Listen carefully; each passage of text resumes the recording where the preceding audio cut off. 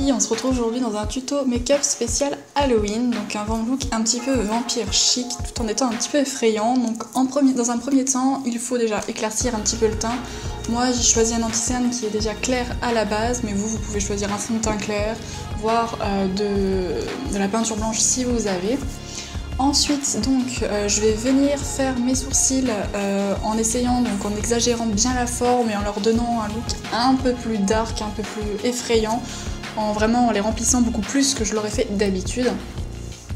Ensuite, pour donner le côté un petit peu plus contouring, mais vous savez, le truc vraiment bien qui ressort bien, qui creuse bien les joues, je vais venir appliquer très grossièrement avec un petit pinceau du bronzer bien dans le creux des joues.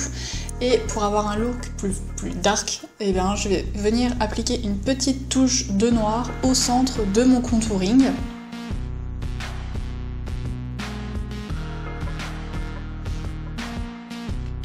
Après ça, je vais venir essayer d'affiner un petit peu mon nez en reprenant un petit peu de bronzer et en l'appliquant vraiment sur les arêtes du nez et juste au bout afin d'avoir un nez un petit peu plus fin.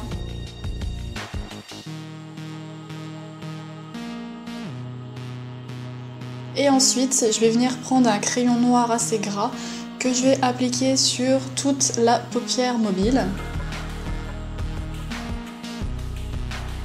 Et enfin, avec mon doigt, je vais venir pour vraiment l'estomper pour que ça ait un look un peu plus sympa quand même.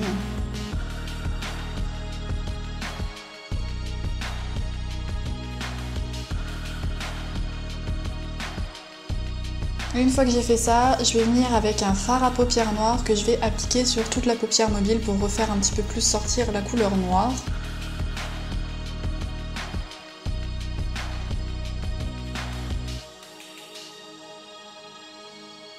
Ça n'a pas besoin d'être parfait, on viendra estomper ensuite par la suite.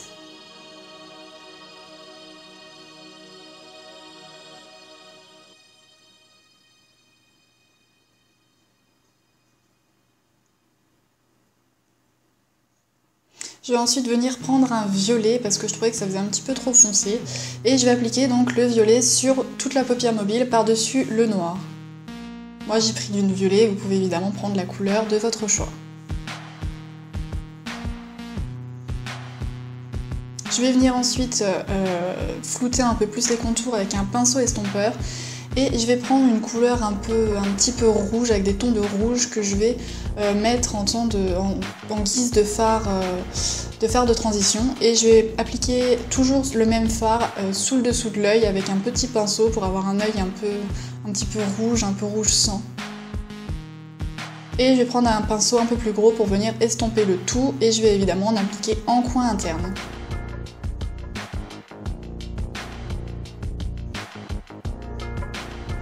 Et je vais venir, donc là vous pouvez mettre de l'eyeliner, moi j'ai préféré mettre du crayon en ras de cils supérieur.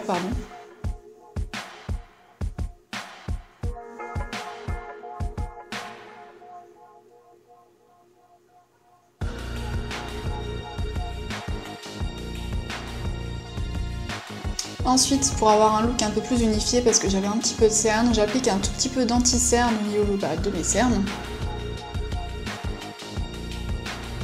Et je voulais pas poudrer, mais finalement je vais poudrer un peu parce que je trouvais que le look brillait un petit peu trop, donc je vais venir poudrer donc la zone T avec ma poudre de rímel. Puis, donc là l'étape la plus amusante, je vais venir avec un crayon noir, donc le même depuis le début, et je vais venir dessiner le contour de ma bouche. Ça n'a pas besoin d'être hyper précis, et surtout vous pouvez vraiment accentuer, exagérer votre bouche en dépassant un petit peu pour avoir une bouche plus pulpeuse.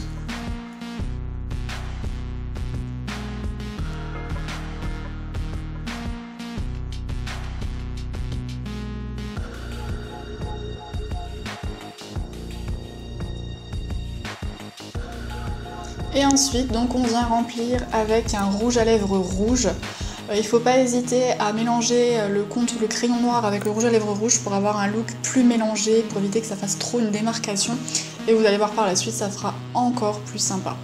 J'avais oublié de mettre du mascara, donc là je vais en appliquer au ras de cils supérieur et inférieur. Pour celles qui le veulent, vous pouvez même appliquer des faux cils. Moi, j'avais pas spécialement envie pour ce look-là. Après, c'est comme vous le souhaitez.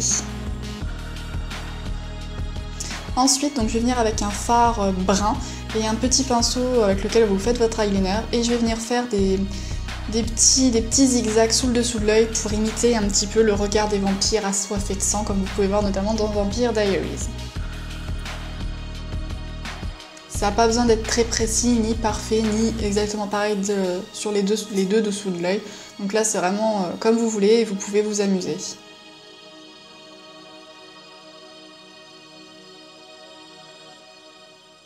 Et voilà le résultat. Je trouve que c'est vraiment sympa quand même.